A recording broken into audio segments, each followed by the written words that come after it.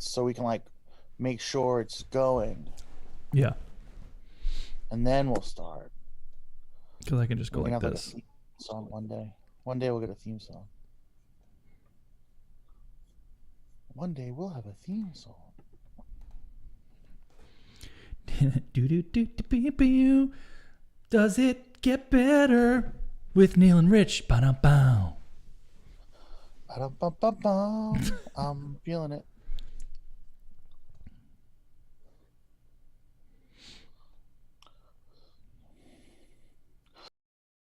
I'm always letting everyone down. I'm always letting everyone know I'm.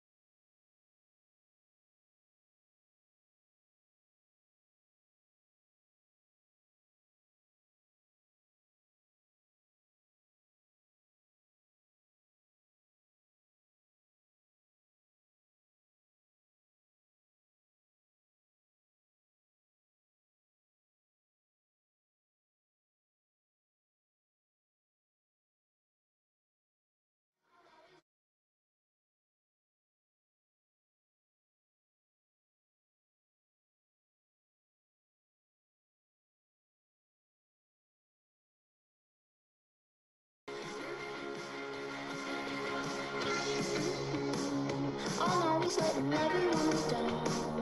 I'm always letting everyone know I'm down.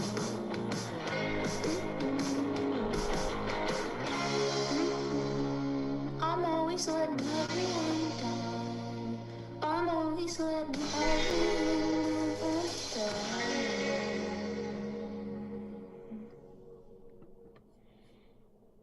I think that's like a perfect theme song.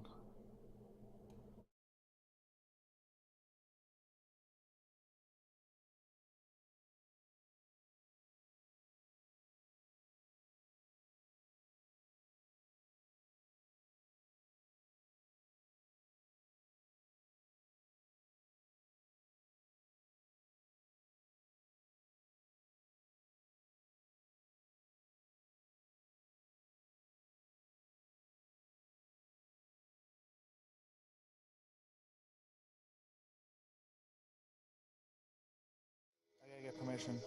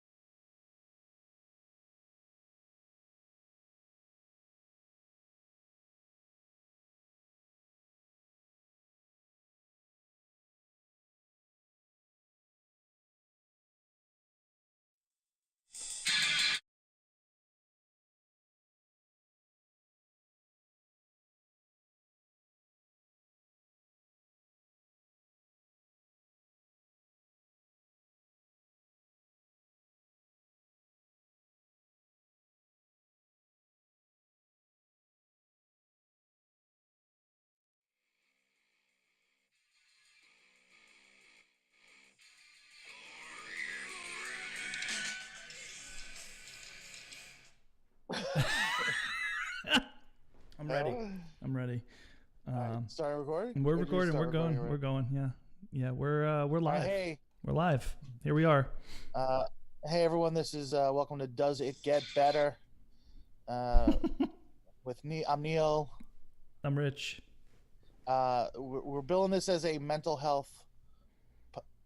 There we go. We're billing this as a mental health podcast about hope. Really, it's both Rich and I struggle with depression amongst other things, and we're in different parts of our journey, and we thought it would be possibly helpful to happening over there. We thought it would be helpful to other people on their journey We're going. Yeah. for us to. We're live. It's very distracting to we hear are. myself 2 minutes later. Yeah. on You should turn that audio off. my audio. Yeah. Because I can hear Oh it. yeah, this is me. That's you talking from before. Come on. Oh, there we go. There we go. Jeez. Yeah, that was very professional. I feel good about it. Thanks to everybody who's watching Yeah. and leaving nice comments and stuff. And today's episode is about control. But first, Rich, Yes. I read your thing. I read some things you wrote the other day. I just want to check in on you, see how you're doing. 'Cause Yeah. I know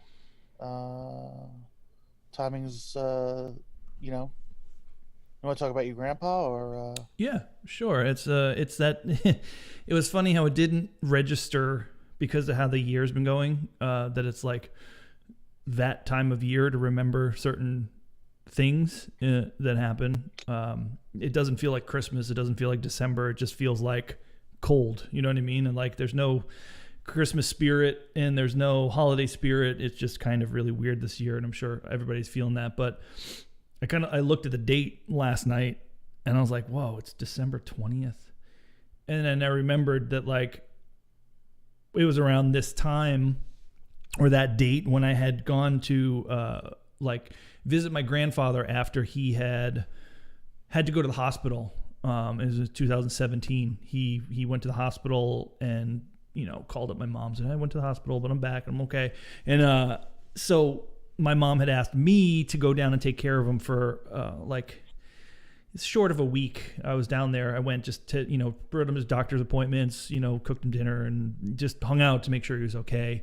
And then my mom was going to go down. When I went back to work, she came down to take care of him again. But little did anyone know that, that was going to be the last time we spent together, because he was way sicker than any of us knew. So he was in like stage 4 kidney failure for quite a while and wasn't taking care of it. He was 96 years old, so obviously he was looking older and older as the years went on, but he never showed any sign of being sick. He was still driving himself around. He was still with it, just he was blessed in that sense where he was 96 and still was able to function fully. But he went to the hospital, came back. I went down and the doctor said, oh, you need to start eating a little bit more healthy. And it was just funny because I cooked him a vegan meal for dinner one night. I went and got Gardein, like some Gardein, like steak tips or whatever. And I made them for him and he ate them, and he didn't really know what he was eating, but he liked it, which was just like kind of like a win for me. Cause he was always the kind of old man who doesn't know what being vegetarian is or being vegan was like. It was an alien concept. And every single time for however long I've been this way, 23, 25, 27 years of being that way and seeing him on holidays. And you eat cheese yet? Do you eat? It was so funny that every single time it was always just like, do you eat that thing? No, I still don't. And just kind of have to chuckle and pass it on. But made him a meal that was like kind of what his doctors wanted him to start eating. And, did that. And we hung out and just did the thing that grandkids do with their grandfather, and when they're in your 40s, and like just kind of like hang out and talk and what are you doing, what are you up to, this and that. And then I went home My mom went down and spent time with him for about 2 weeks. And then she went home. And then he passed away on June 16th. So I was with him December 15th, 16th, 17th, 18th. My mom went down for 2 weeks. And then a month later, he passed away without any of us being there or knowing. He went to the hospital one day and then he passed away in the middle of the night. And it was at one of his doctor's appointments. And it's something that I've kind of like, it's resonated. I was with him at a doctor's appointment for his kidneys, and his doctor, it was weird being the grandson, being in the room with your grandfather, with the doctor there telling your grandfather what to do. You know, it was a weird dynamic. But the doctor looked at me and said, he's like, your grandfather has some issue with his kidneys, and you gotta, you know, he was basically kind of saying like, you gotta get him in here a little bit more often. You gotta take care of it a little bit better. And I looked at him, and I was like, yeah, I'll do that. You know what I mean? Like, how am I going to tell my grandfather, you know, what to do? But I was, you know, giving them moral support. And the doctors kind of was like, you know, Frank was my grandfather's name. Frank, I don't know why you haven't been in here sooner. You haven't been in here, you know, you need a little bit of help. And my grandfather goes, when I was in, and it always went back to when I was in the Army. And his story was, when I was in the Army, I complained one time. And that one time I complained, I was made to do the latrine duty for a week straight. And from that point on in my life, I never complained again about anything. And I mean, it's true. If I think back of all the time that I've been with him, known him, he was positive. He was stern. He was a grandfather. You know, he was a strong Italian man with a big family and owned a business and all that stuff. Never once did I hear him complain, even till a month until he passed away, when he was dealing with like stage 4 kidney failure, you know?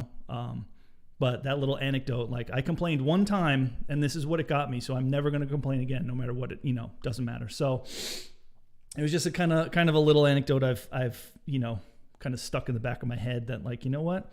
He got this far. He got to 96 and never complained and was very successful, and everybody looked up to him, and he was able to provide for multiple, you know, children, grandchildren, all that stuff. So it's the moments, like I had wrote on Instagram, was the Christmas time. He always sent grapefruits and oranges from Florida because that's where he lived. And it was like you'd wake up one morning in like mid-December and there'd be 2 giant boxes at your door of Florida citrus, and you'd have that Florida citrus in your fridge for like 6 months because he sent so much of it. But it was like it was a thing, you know, and it's a family thing. And now that it's not here, and especially this year when you need those like little like comfortable family traditions, it was kind of a bum out to just sit there, and he's just looking through pictures, and I was like, man, what a bum out, you know.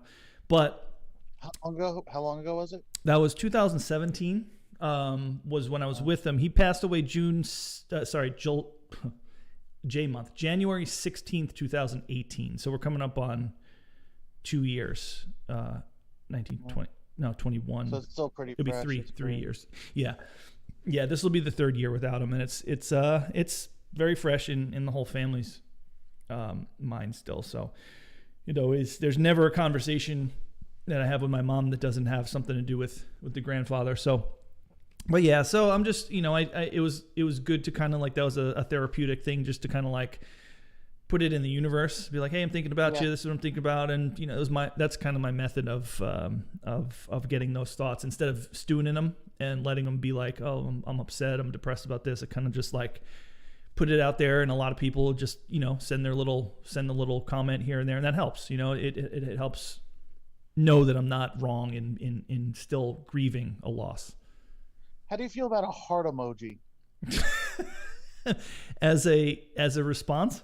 Yeah, like when you post something on Instagram or Facebook where it's like you're pouring your heart out about something, Mm-hmm. and then someone just gives you like a heart emoji. Are you like, all right, well, you know, they took the time? Yeah. Or are you like, a heart emoji? What do you? Because I think it's a fine line, because if it's really emotionally invested from the person posting something, it's like, it would be weird if you went on like a diatribe of like, oh my God, I've been blah blah blah.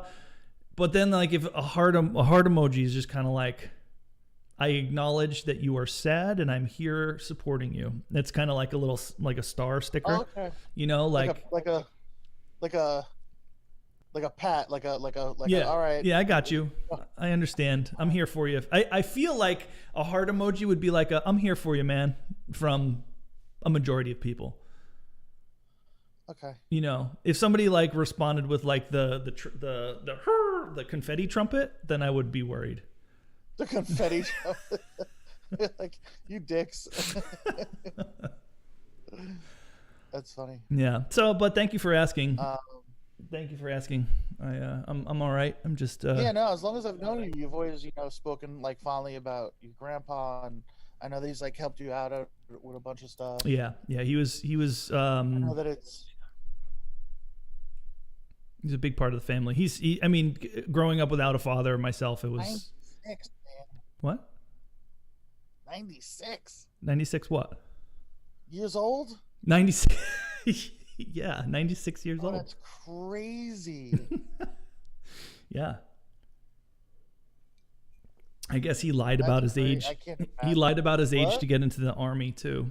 He was too young to get in the army, so he lied about his age by a couple years. 7? Yeah, he was 7 years old to get in the army. When I was 7, I was in the army. I completed once when I was 9, and I was in the army. Well, if you think about it, I wonder what age that was that he references that complaining story. Because I mean, if he was probably in the army for at least 4 years, and I think he was like 17. He lied about his age by a year, so he was between 17 and 21, and that was the last time he complained. He didn't complain for 76 years. Jeez. So what's up with you? How's your week been? Where are you at? Hold on. I want to share the feed on my Facebook. Hold on. I'm sorry. That's okay. I gotta try and do that. I don't know how to do this. Share.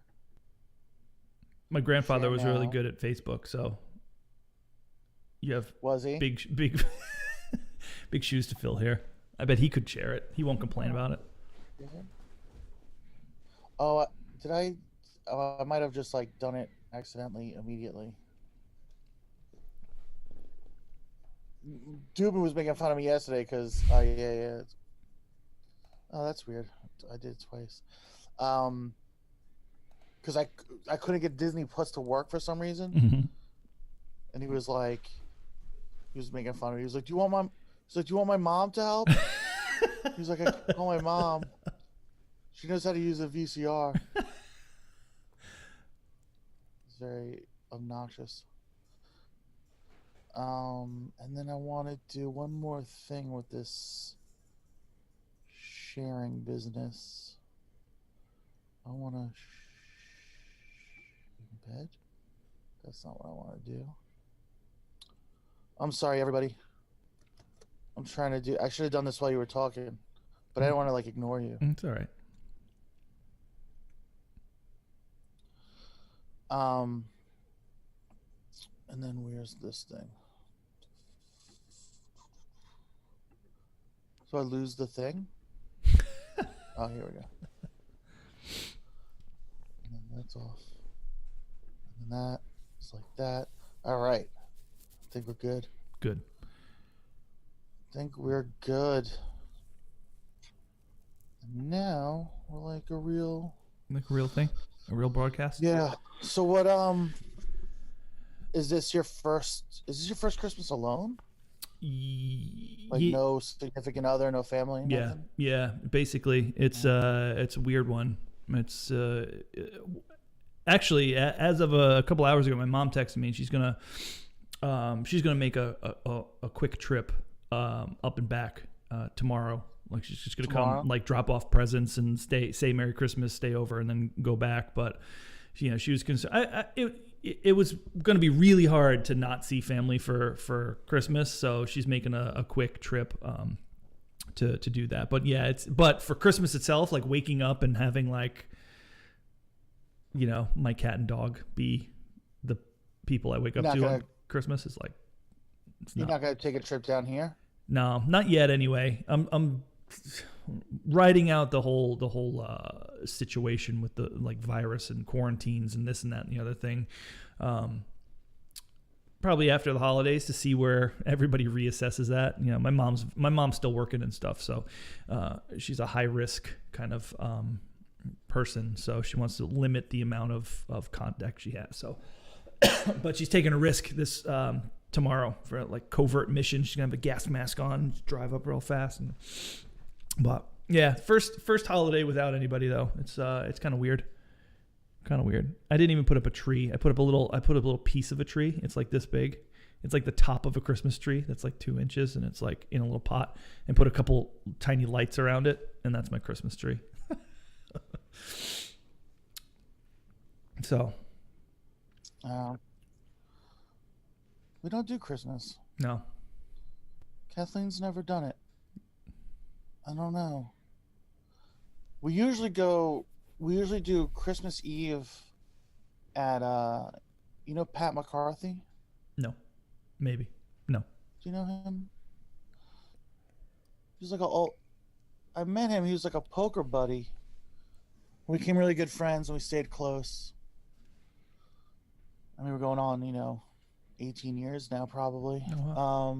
He's a professional golfer, or is. I don't know. Now he's got like a family. He's got like wife and 3 kids and stuff.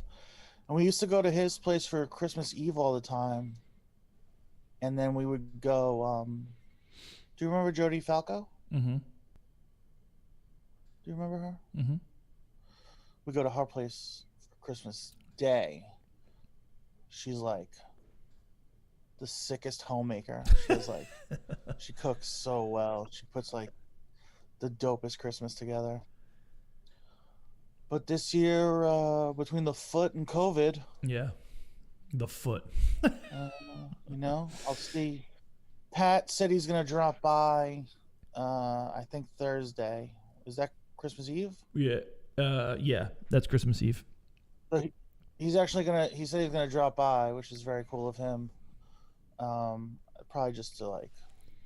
I think his kids, because Kathleen always gets the kids presents, so I think the kids want to give Kathleen a present. That's nice. And then Jodie always drops off food for us, so it's very nice. Like since I've been in the cast, she's like come over a bunch to bring us food. Just keeps Very nice. feeding you and feeding you. Our and feeding landlord, yeah, so you shut and feed you and feeding you. Our landlord has brought us a couple of food things too since I've been. But I'm like Pavlov's dog now, so like every time I hear this, like here I come down the steps, I'm like meatballs, meatballs. So, man, we have like I want to say like a number 1 fan, this dude Andrew Frender. Okay. He's like, he watches us live. He's commented every week that we've been on Awesome. live, What's up, buddy? and he just did a "I miss my family" comment. So sad. It is. Such a bum out. Yeah, this year, man, taking its toll on everybody. Like, I feel like. What did you want to? You said you had something about Control that you wanted to. I think it funny enough, it does go hand in hand with the way things are going this year and the ability to control what's happening and what's not, and how you feel about it and how you react to it.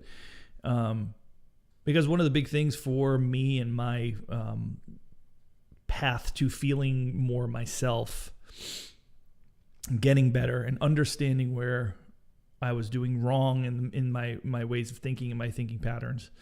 A lot of the things that I would freak out about were things I had zero control over, right? Like, let's just bring, funny enough too, that I had talked about my grandfather, and I kind of glazed over it, but I think my grandfather passing away the year that my cat passed away, Papa passed away in January, And then 6 months later, my cat died.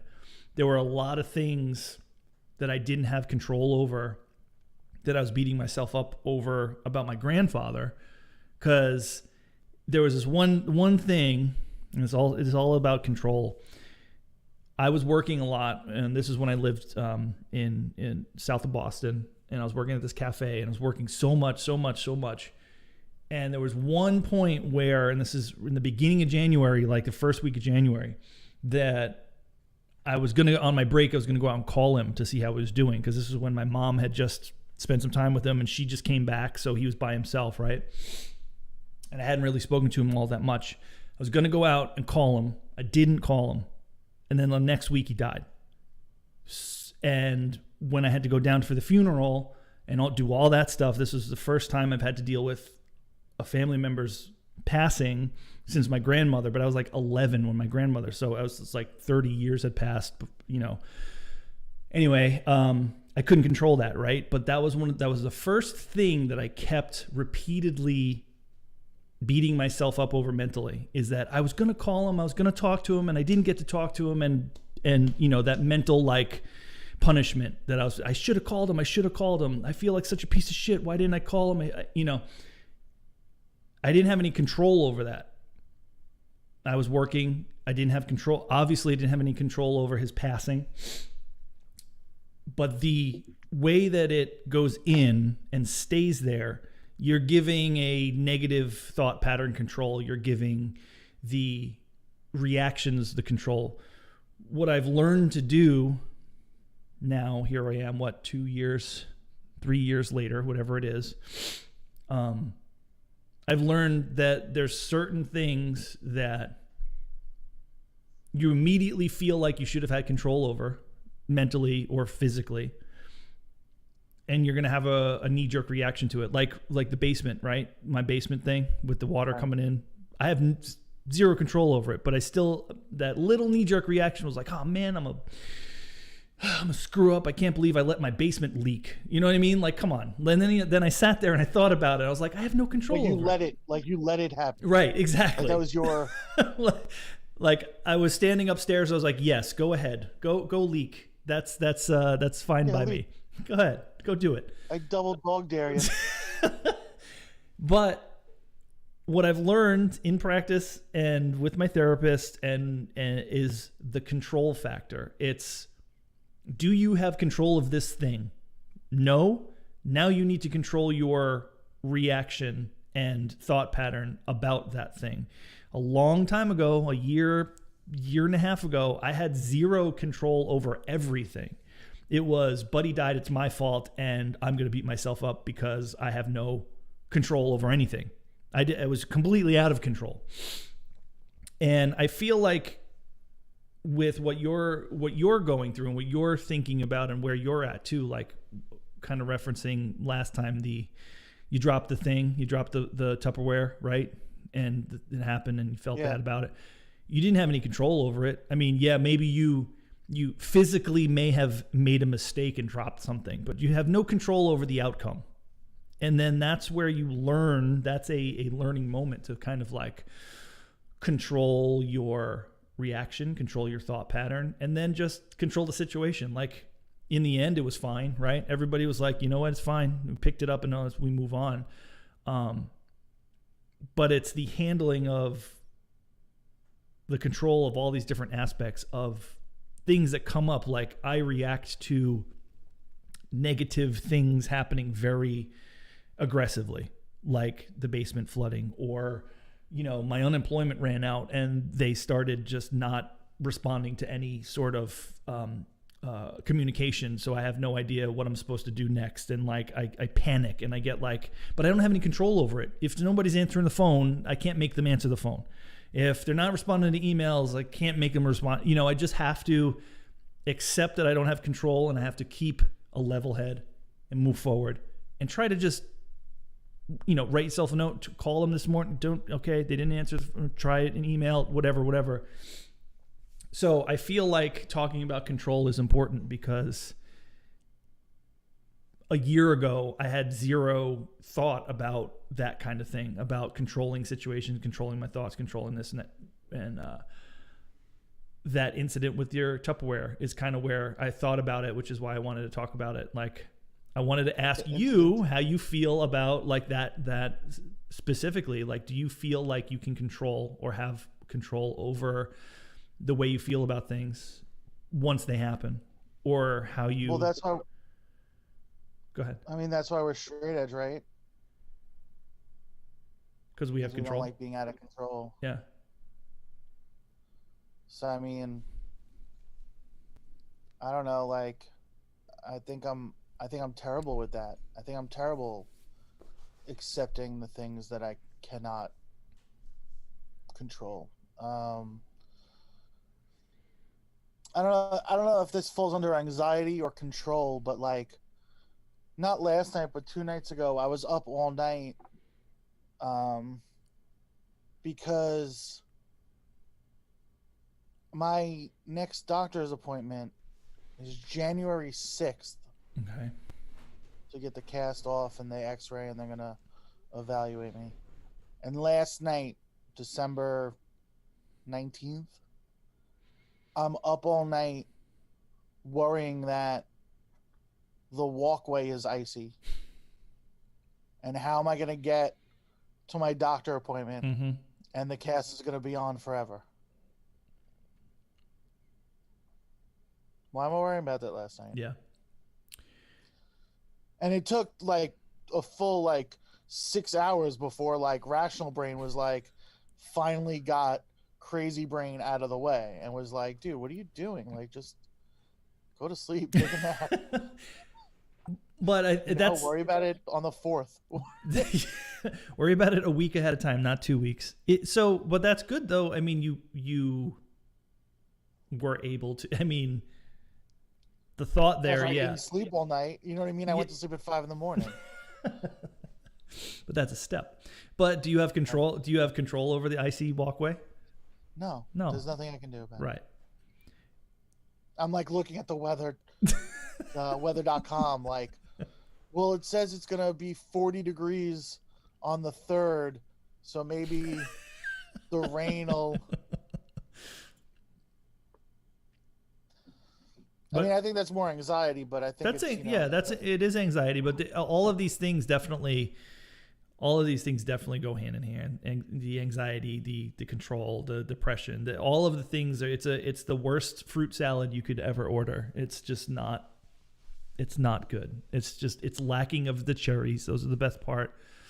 It's like, dude, cherries in a fruit salad is a dessert, dude. Cherries is a dessert. Yeah. Like the Dole like fruit salad with the grapes. Those are the best part. Really, the grapes are the best part of like like an early in the day fruit salad. Yeah, you know what I'm talking. What you're describing is like the cherries and pineapples one. Yeah, the one. At the end of the day. The one that comes in the can. You can have it anytime. There's a time of day for fruit salad. Come on. For cherries is a dessert. Can you control if I eat cherries during the daytime?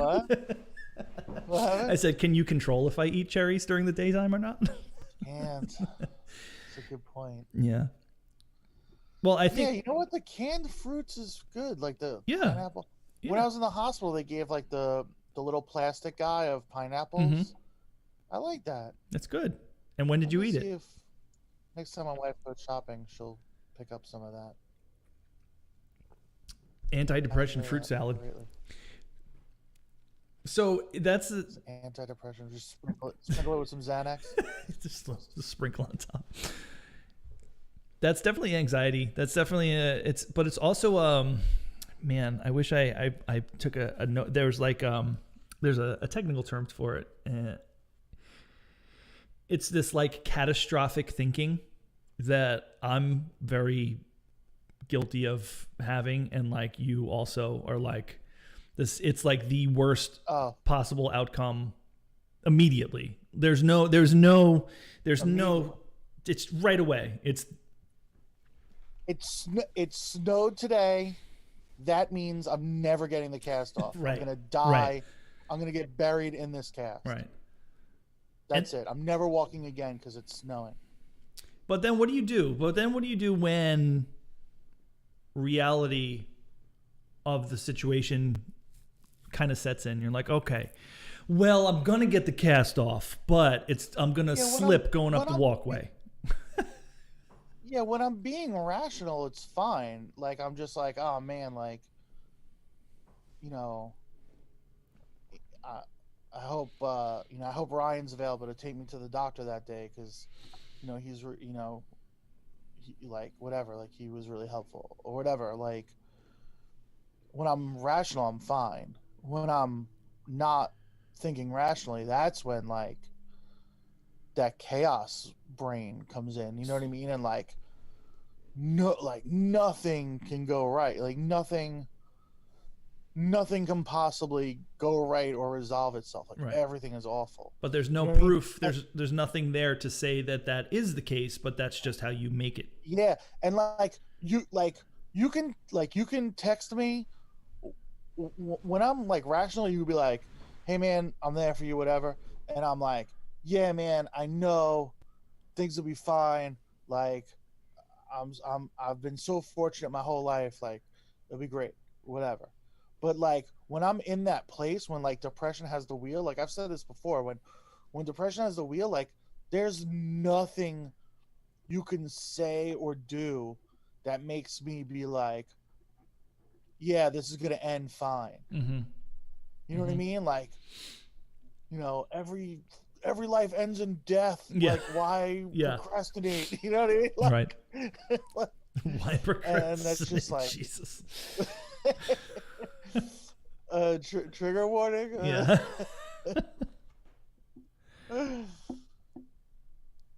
But yeah, it's so brutal, man. It is. And I mean, like today, I'm actually like all right. Like I'm fine today. You know what I mean? And it's like, I don't know if it was like good sleep or like watch an episode of Big Mouth before I went to bed, so I went to bed in a good mood. Yeah. Like I don't know what the situation is, but what is the difference in you being rational brain or irrational? Like, where are you when you are these two different things? Because you're the same person, you're the same brain, right? Is it an issue of being like how your day starts, so therefore you all of the thoughts that day, like if you're in a bad mood, you don't, like today you said you're good, so you're going to interpret things in a different way, in a more positive way. But if you woke up, had shitty sleep, it's a light. Yeah, it's a light switch, man. Yeah. It's just like I could be fine. Yo, it could be a tweet I read. Mm-hmm. You know what I mean? Like I'm fine right now, and then like someone could leave a comment in the comment section. Sure. And it'll be like, it'll be done. I'll be done, and it won't even be like. It could just be like, like a word or like, you know what I mean? Like, oh, yeah. I can read a tweet right now about like the $600 stimulus package, and then just be like, well, that's it. My day's ruined. Yeah. Yeah. I think my internet's being a little weak right now. You're still there. No, I get to. I'm very similar in that. I'm very much in the same boat. Like a mood of mine can be destroyed with just one seeing something, hearing something, doing something. Like, I've had experiences like that before where it's just like chugging along. Everything's fucking great. Everything's great. I'm so good. And then like you see something and all the greatness is just sucked out of the room. And sucked out of your life, sucked out of your body, and you're like, all right, back to square one. Everything sucks. Here we go. Everything that I worked towards is gone. But with practice, and I hate that I'm like, I keep being like, but if you do what I do, and I'm not saying what I do is right. Practice, like what's practice? Unfortunately, what practice is experiencing bad shit, and each time knowing that the thing that you did previously didn't work and you have to do something different. Like, so self-harm, trigger warning here. I was very bad doing that. It solved nothing except satiating the mental need for me to put a period on the end of a bad thing. And that was not good for me, for anyone around me. It was awful. I wouldn't have wanted to be around me. I was a different person in those moments. So every time I felt it coming on, the practice was I got a therapist, I got medication. I still experienced that urge, but I finally at one point didn't do it. It was like, it was one of those moments where, oh my God, like I did something different this time. I practiced. Unfortunately, the practice was going on these spirals like we talked about last week and not letting it end with like a bruised fist or like hurting myself. It ended with resisting that urge, like that's the practice, and like for what we're talking about here, how do you practice? Well, when you get into that catastrophic thinking frame of mind where you're like, my cat's never going to, well, wait a minute, like, pump the brakes, as they say, well, hold on a second. And then like either vocalize it out loud, maybe talk to your friend, talk to your wife, talk to, your therapist, whoever it might be, and be like, hey, wait a minute. Every time I start thinking this way, it goes down the same straight road that it's like everything is the end of the world to the end of the road. I need to get on a different path. And that's a lot of things I talked about too with my therapist, is just like trying to visualize your thinking as like a path, right? And you go down the same one all the time. You're like, every end of the path is always the shittiest and is always going to end up the worst. If you can veer off and you can start thinking a little bit different, you're going to be able to stop that method of thinking and change its course if you can if you put it to practice. And that's kind of what I'm trying to help with, like with that kind of thinking for you, because I was in the same boat. I do the same thing. I'm like, stub my toe, that means my roof is going to start leaking. You know what I mean? Like the littlest thing is like, and I've been able to, again, like I think a win, which I'm glad, like not really glad, but for lack of a better word, I'm glad it happened. Here I am. Is that you, or are you running out of something? It's just You running out of power or something? No, it's just my camera. It's on Bluetooth. Sometimes it does that. Anyway, the basement thing, the water thing, that was a perfect thing for me to have spiraled, gone back to old behavior. Like that was like a big deal. But the way I dealt with it was I cried about it like a 42-year-old man should, sit on the steps and weep into your hands. Like I have no control over this. I'm a big fat loser and I have, nobody loves me. Like, wait, why am I thinking about that? The basement's leaking. Like, hold on a sec. Like rational brain sets in, like what you're talking about. And that's when the control starts. When rational brain comes around, it's like, hey, listen, can you control that? No, call your mother, tell her what happened. We'll get it figured out. And we're getting it figured out. You know what I mean? Like it's been 2 weeks now since it happened. It happened on a Sunday, so it was 2 weeks ago, and we're still trying to figure it out. But anyway, that's the control. I mean, just controlling your method of thinking. And I think, anybody can do it with the practice, so to speak. But it's an unfortunate kind of practice. It's not like good practice. It's not like doing laps and getting your cardio up. It's like realizing you're in a bad thought pattern and having it to kick yourself out of it. Yeah, I know what you're saying. I love your reactions. I love them. You're just like, no. But like, you know what I mean? Like, yeah, obviously. You know what I mean? It's like, oh yeah, no, obviously. But the fuck, like when you're in it, like. Yeah, no, I get it. You know what I mean? Like, I'm gonna be like, you can't control this. If it snows the 6th, you just cancel. You go the next day, or you go the next week. Just one more week. It can only heal more. You know what I mean? Like, yeah, all right. But then, like, it's like, well, so that's it. Because it's gonna be the worst snow ever because global warming and the government and the the HARP system in Alaska, it's rigged so that the government snowplows and The government snowplows. yeah, everyone hates socialism until it snows, and then they're like, "We need snowplows from the town." Sorry, That's all right. do a podcast about socialism. No.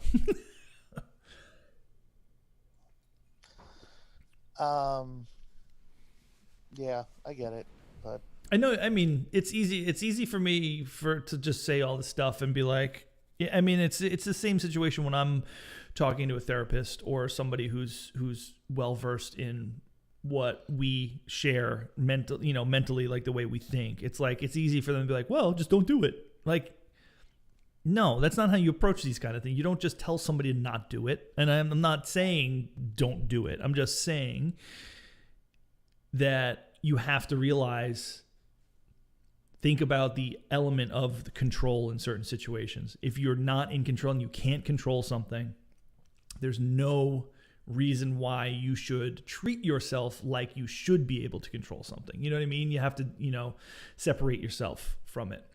But that's hard, and it comes in practice, like I've been able to, I didn't think, where I've come from, where I was a year ago to a year ago. Yeah, let's say a year ago now. This is fucking sick that it's been a year.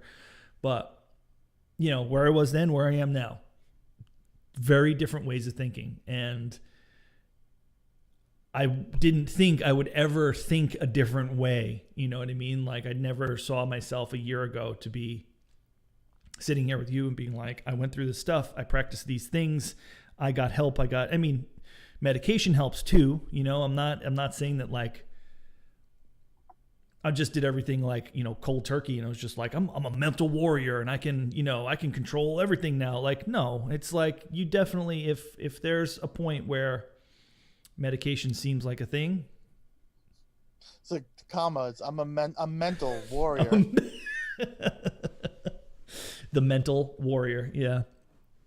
I don't know. I just think it's important to think about as far as where you're at, because a lot You take meds?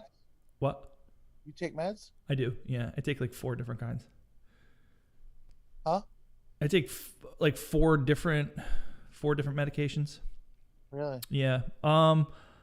I've been able to eliminate the dose, like lessen the dosages of stuff, and sometimes I don't even need it. Now it's kind of like by as needed, whereas like 6 months ago it was like you have to take this every day and get it in your system because you're gonna, your thoughts patterns are gonna definitely be really wonky if you don't. But yeah, it's one thing I take is to help me sleep, because one of the biggest things the past years I hadn't been able to sleep at all, and then when I did sleep, I'd have nightmares about like recurring nightmares and stuff. It was like the worst. So in a combination of that, and then a couple of the anti-seizure kind of medications and things to help with like the violent sort of things that were happening with me, like those have helped a lot too, to kind of just like calm my mood. It's not like I'm not on like lithium or Xanax or anything. All the stuff, I don't even know what the common names of the stuff is that I take, so I can't even tell you like, oh, I take whatever. But basically they're medications. A lot of them are anti-seizure kind of things that kind of help in those, like when you get in those crazy like thought patterns where you get really revved up and you want, like for me it was like, physical violence, and a lot of the medications I take were to subside that stuff. So yeah, and I take something in the beginning of the day that just seems to kind of like mellow my mood. Then if I ever do run into like a high stress situation, I definitely deal with it a lot different, in a more calm way than I would in the past. So, but right now, all of those medications are on the lowest level. Like I'm to a point where I think I've cycled to a point where I'm actually like, I just feel better naturally. So yeah. Yeah, I was prescribed some stuff once. I just didn't. I don't know. I feel comfortable trying it. Yeah. I don't know.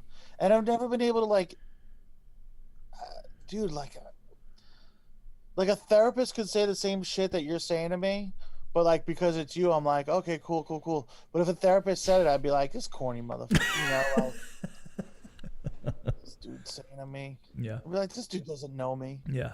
You don't know me. Medication too is like, medication, it has like a stigma to it. Definitely. Like people like, oh, you're on blah, blah, blah. Like that, like pigeonholes you to being that guy. Oh, well, if you're on blah, blah, that. Still? Is it still? I think it does. I mean, definitely for some people, for sure. But when I went to the psychiatric hospital, I was already on one medication. And then when the psychiatrist saw me, she asked what I was on. And I told her I was on whatever. And she's like, oh, well, I think you really need to be on this thing. And this was a separate psychiatrist than what I had initially. So she put me on this. Basically, the point is you have to be honest with your doctors because you have to tell them exactly what you're going through and why you do it and what happens and where you go with your thinking and where you go physically and mentally. Because she was able to see something maybe that my psychiatrist didn't in the initial prescription that I was on. And once she prescribed this specific prescription, it was like the exactly what I needed. It mellowed me out all day long. Not mellowed me out like zombie wise. It just like, I felt like I was revving like in the red zone all the time. Like everything was still like everything was the end of the world, even though I was just like functioning and not having to do a lot of things. Everything was the end of the, you know, like the whole, remember I moved my bookshelf and the thing fell and like all that stuff. Like that stuff was just like instantaneous, like off the handle. But once this psychiatrist saw that was kind of my thought pattern, she got me on this one thing. I started taking it and that was like the key. And I've told a few people that have like, you know, discussed certain things like this in this topic, that you have to be willing to speak openly and freely with doctors for them to help you. And if you don't, if I didn't say the things that I said in that room, I wouldn't have been prescribed this thing and I wouldn't have been able to take it daily and been like, hey, this actually works. And the next time I thought that I was going to fly off the handle, I actually didn't, because I was able to control my thoughts a little bit better. So it's one of the things I know, like people out there don't really like to take medication because it maybe pigeonholes them or stigmatizes them as that kind of person. But I mean, here I am here talking about it. I think it's become more, maybe not 100%, but I think it's become more accepted. Someone in the comments asked if there are side effects to the medication, like anything crazy. Everything. Like, did you grow a second penis? I did not grow a second penis. I grew a third penis. Wow. Yeah. Oh, you had the second one. Yeah. So I had this from the thing. No, I've had no side effects. The worst of anything, I have dry mouth at night. Like I wake up in the middle of the night with a really dry throat, and that was a side effect of one of the medications that I take in the evening. Nothing happened. It all like works, and I can tell, you know, you can tell when your body is like functioning in a different way that you're not, you know, 100% accustomed to. So I'm thankful that like any side effects that could have happened, nothing for me, except being thirsty in the middle of the night. I don't know, man. I remember when they prescribed medication for me, I felt like the guy didn't know enough about me. He just like immediately, you know what I mean? Like, you know how when you first go, they like give you that like little test thing, like on a scale of this, how depressed are you? Yeah. On a scale of this, like how often do you think about suicide? Right. Yeah. On a scale, or terminal thoughts, how often do you have terminal thoughts? On a scale of this, like how often do you want to harm yourself? And it was just like, you can't look at this piece of paper and know, like, I should be on, right, whatever, Klonopin or whatever. Right. You know what I mean? Like, I don't know. That bummed me out. I was like, man, you don't know what you're talking about. And like, I kind of just wanted to like get out of there. And then I had one therapist who like spent the whole time talking. Like it became like a game for me. It was like, I wonder how few words I could say. And I would like go in with like the goal of like saying fewer and fewer words. Right. And it was like, why am I going to this guy? Like, I'm like his therapist. Like he needs. I wonder if I can needs go to this talk to week and someone. just say hi and that be it. Yo, 7 words. 7. 7 words in 55 minutes. Wow. See, that's when you I need mean, there to was get some a like shrugging on my shoulders and no, like yeah, nodding. yeah. You know what I mean? I would be like,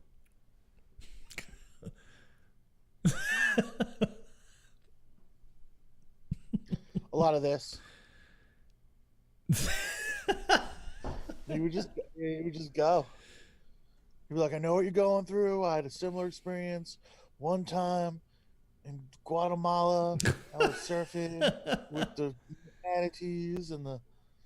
Dude, my therapist is kind of similar, but he acknowledges when he wants to tell a relative story to what I, because he's very good about listening and giving, you know, his therapy advice, whatever. But he, for some reason, this is why I like him, because he has a lot of similar and relative stories to help me with my things. But he always prefaces them with like, let me just tell you something real quick because I have a relative story. Do you want to hear it? Like he always kind of like acknowledges that he's going to talk about himself, but he's like, but this is relative to the conversation. Do you want to hear it? And of course, like, yeah, okay. I like hearing things. Like I like knowing that I'm not alone. Like that's a big thing. No, if it was like a brief thing. Right. You know what I mean? Right. That this guy was just talking at you. Yeah, this guy. Yeah. Like I don't want to do this, but I have a bit about someone not, a real time when someone like tried to relate and it was like unrelatable. It was like, and that's how it felt with this guy. Mm-hmm. You know what I mean? It's like, I'd be like, oh, I didn't want to go. I didn't want to go to the public pool because I don't want to take my shirt off in public because I'm fat. And he'd be like, oh, and this is like the doctor. He'd be like, oh, I know what you mean because, and it would be like a ridiculous thing about like surfing in Indonesia. And I'm like, I don't know what you're talking about. Like,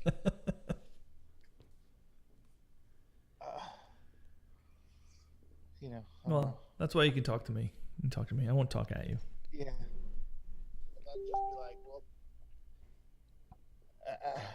I'd just be like, well, I'm commenting to somebody on the thing. It's fine. Well, we're coming up on an hour. I think. So real quick, did you have you heard any new music lately? Because I listened to something good that I think you'll like, and I wanted to just. Oh my god, yeah, dude. I was just on Red River podcast. Oh, shout out to Red River podcast. Shout out. I just did the top 10 albums of the year. With Oh, them. sweet. Yeah, dude. I past couple of years, I've been listening to more new music than old music, which is like really like, you know what I mean? Like I came over the curve finally. Yeah. Because like I always liked listening. This is nothing. The audience is like, what? We're gonna turn into a music podcast for a second. I've always like you. I mean, you know me.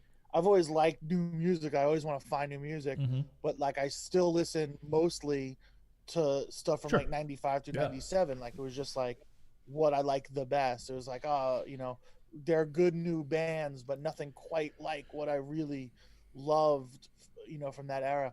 And now it's like come around the corner where like I listen to almost exclusively albums that came out in the past like 2 years and like or 3 years, and I really look for that now. Where it's like if someone introduces me to a new band, if I see that they're old, I'm just like, all right, but yeah, like there's no reason to support this artist. You know what I mean? Does that make sense? You know what I mean? So like I'm like, oh, what, if the new record isn't like 18 or later, I'm like, I get into this band from 2012. What's that gonna do?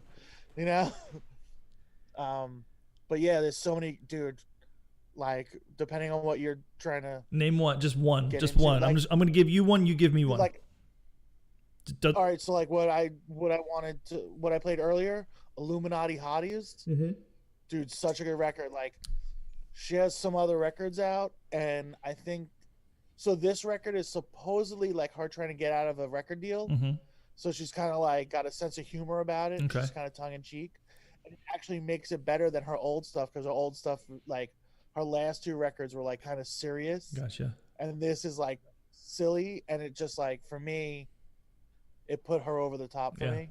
Like this, yeah, Illuminati Hotties. It's called Free IH, like Free Illuminati Hotties. Awesome. It's really good. Is that a major label thing? Is that like something that was like on a major I label don't know, or it's a like? major label. I don't know. I was reading like a best of list, Gotcha. and it and it told the story, and I was like, oh, cool. But I didn't look further into it. Awesome. Well, my pick of the week is New one. Burr from Providence. They are like a stoner heavy. Who? Burr, B-U-R-R. What is it called? Burr. Is it on a streaming service? It's on. I know it's on Bandcamp. It might be on Spotify also, but it is on Bandcamp because they released URRN. B-U-R-R, just Burr, Burr. like a burr Is it grinder because it's all Tate coffee Master? people. It's called Underdeveloped. Is the latest release they did. I don't think it's on. Oh, here it is. Underdeveloped. Yeah, Right. there you go. Ah, Yeah, came out December 4th. couple friends of mine from Bolt Coffee Company in Providence, Justin and Mike. Yeah, they're awesome. They just did a live stream the other night too of that song or the record or whatever it is. But they're good. They're homies and they're playing heavy music, and we both love heavy music. So I just Does want it go on the new metal to check out or the new noise to check out playlist? metal. It goes to metal. Yeah. Okay. So good. I'm gonna listen to that record. Adding. You listen. I'd also say that the new Red City Radio album is unbelievable. Red City Which is, Radio. Okay. Album's called Paradise. It's popish punk stuff, but it's like super catchy melodies and hooks and stuff. I like a good hook. Okay, we stopped talking about mental health. Hey, there's only a certain amount that You're you can do. You gotta decompress for a minute. But thank you everybody for listening, watching, and participating, and hopefully something that we say helps you in any sort of way. That's my goal. That's our goal. I just want Neil happy. Yeah, me too. Bye everyone. Stick around for a second. I'll share something with you privately. Yeah. Bye everybody, and come right. talk to you next Bye week. everyone. Okay. Bye. Bye. All right. Bye. Can you definitely cut the beginning off until we